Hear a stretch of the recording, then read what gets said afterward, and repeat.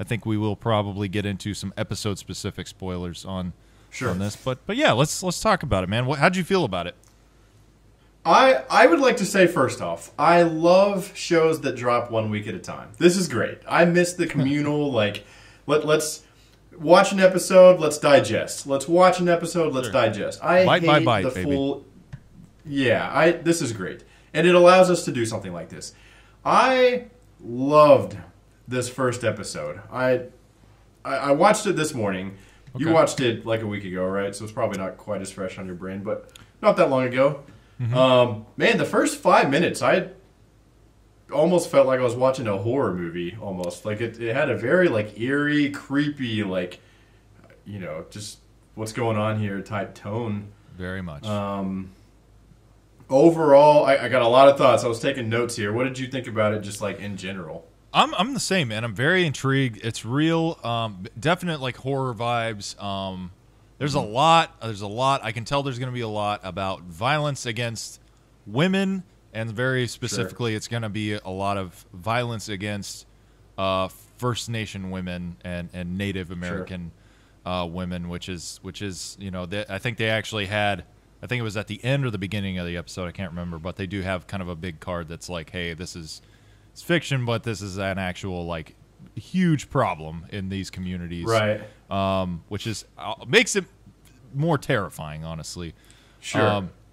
I thought it was really good. I thought, you know, with all that, like, I feel like there's always like, okay, if a show is going to set out to tell a story that's going to focus on that, I think a lot of people's first concern is like, okay, is this going to be like super woke? Is this going to be just like, you know, like one of these like real, like, hey man, we're making a real inclusive and, you know, trying to tell a, you know, highlight an issue while we tell our story. It's really not like that. Like, they actually do a pretty good job of making it a very measured approach and kind of represent everyone who could possibly live in this community, whether they are, you know, First Nation, Native, or just a white person who happens to be there.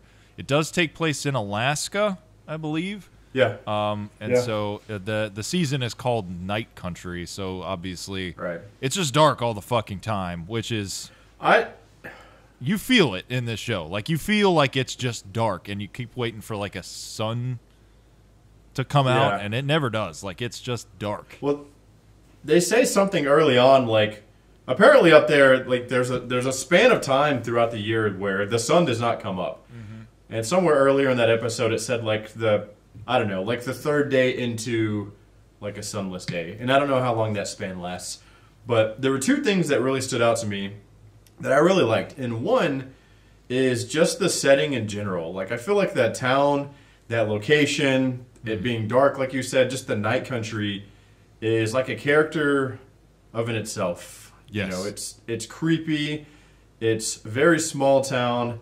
It's cold. Like, anytime anybody goes anywhere, they have these giant jackets on. Like, just a very small way of living, it feels like. It is. But I will say, not to cut you off, even, like, I know I'm teeing it up, like, it just sounds like it's just fucking dark and all the light is coming from an indoor space. There's a really interesting way that they shoot the outdoor scenes to make it look cinematically beautiful. There's a one shot where the main character, who is man, what's her name? I had it on the tip of my tongue. I can't remember. The main character is driving to this like complex where all these people have gone missing, and it is night, but you can faintly see like the mountains in the distance, and she's heading to this like compound where they are. It's actually a really beautiful shot. I was going to say, so the other thing that stood out to me, I was trying to look that up, is the characters. I feel like it did a really good job of making me like care about these characters. Like, we're only one episode in, but the main lady, it's the older like detective lady, right, that you're talking about? Yeah. Her, and then the other the lady that got pulled off that case, the one with like all the tattoos and everything. Right. Yes. Man, I should have. I don't know any of these names. I'm really bad at that. But like those two, very interested in just like that dynamic in general.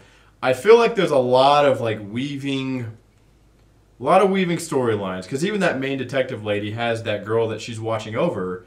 That it didn't really go into like They didn't go into why she has her. Clearly something happened to her parents that's not actually her daughter, but she's kind of the guardian over her. And it didn't go into like who she is or where she came from.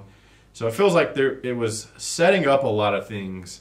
Anyway, they do a good job of like establishing how all these characters know each other.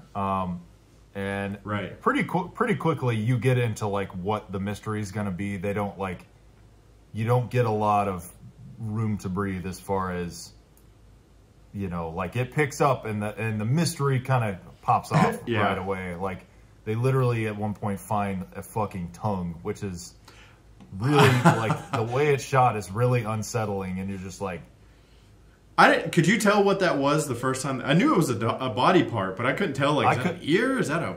I could not. No, I knew it was like a piece of meat, probably from a human. Yeah. There's one really odd moment where the other cop, the native cop who's actually played by a UFC fighter. I didn't realize until after the episode, but I looked it up. She's a former like a MMA fighter. She does a great job though. But anyway, she's driving through this town. She stops, and there's a fucking polar bear just chilling in the middle of the road, dude. Yeah. And it looks terrifying. It looks like something from a nightmare. Because it's got an eye missing and like a scar going through its face. Yes. And I feel like a polar bear is already like an incredibly menacing animal. And then when you throw like a battle scar across its face and an eye missing, dude, I've heard polar bears are fucking mean. I've heard they're quite ill-tempered and would not hesitate to eat the shit out of a human. Is what I've heard. And that one looked pretty great. So Detective Liz Danvers is the main kind of older detective lady, and then we have Navarro. She's the native one you were just talking about. Right. And then also, kind of interesting, like the father-son duo or dynamic in the police force. Peter Pryor's the son, and then his dad, Hank. Something weird going on there. I get weird vibes like from that dad. I don't know why. There is, yeah. Like at one point, the son has to like sneak in and take something, and the dad catches him. He's just like, "Oh yeah, have it. Show me what you took." You know? And yeah, he's like, yeah. It's this picture or whatever. It really strange. Yeah. So also the older white lady who, it doesn't really explain who she is, but she's following that guy like through the snowstorm. Right. Who ultimately, like this is kind of the ultimate spoiler of the episode, but who ultimately leads her to who we presume is all the bodies that were missing from that research center. But he's the guy with the long hair, and at one point he's kind of out there like doing this stuff. It does kind of cross into, like, I don't think there's magic or anything in this world, but, like, I think there's certainly going to be some instances of, like, some ghosts that manifest. Yeah. Like, there's a guy who's apparently dead and directs this woman across the dark ice, the fucking tundra, and she finds the buried bodies of these researchers who have gone missing, which is really unsettling. They're, like frozen, buried up to the neck in the ice, and only their like face and hands, and they're just like, you know, mangled from being out in the, you know, probably negative 50 weather. At first, I thought it was just their heads that they found, but then you see like their hand, like you can tell they're buried. But at first, I thought it was just the heads. But I thought it was like, okay, so they go there to try and find these people in this research center. And then at the end, we kind of find out where they are. I didn't know if that was going to be a series-long mystery. Like, they kind of showed you at the very end, like, okay, all these people are dead. Right. You know? Like, I don't know. I feel like that could have been, like, a whole series thing or, you know, how they did it. Yeah, really weird, though. Because in the very beginning, they said she's awake. You remember that? And that's, like, the last thing that you see of any of them. Yeah. Oh, man. I forgot about that. Yeah. I should probably watch these a lot closer to record, but yeah, there's a lot of stuff I feel like it's going to be like the final episode of the season. You're going to be like, oh yeah, right. I forgot about that. Yeah. I'm interested to see where this goes because, like I said, I've watched season 1, part of season 2, all of season 3. And this show is firmly planted in reality. Like, there's nothing paranormal or spiritual really about this show. Like, it's all kind of kind of based in reality. But I remember the first season, it had some really weird stuff going on. Like, until you find out what's going on, you do kind of wonder, like, is this something more than human? You know, is this something like creature-like or whatever? Like, it kind of leads you in that direction. So I'm curious to see where this one goes, if it kind of stays with that theme, or if, like you said, it kind of presents some, nothing too out there, but like some ghosty type stuff or something like that. Kind of excited to see where it goes. Yeah, I'm enjoying it. I would say it's a show that I usually give, I think you and I are similar, like we'll give a show usually an episode or two to kind of get its hooks in. It's got its hooks in. This is something that I want to watch. I'm eager to watch episode 2.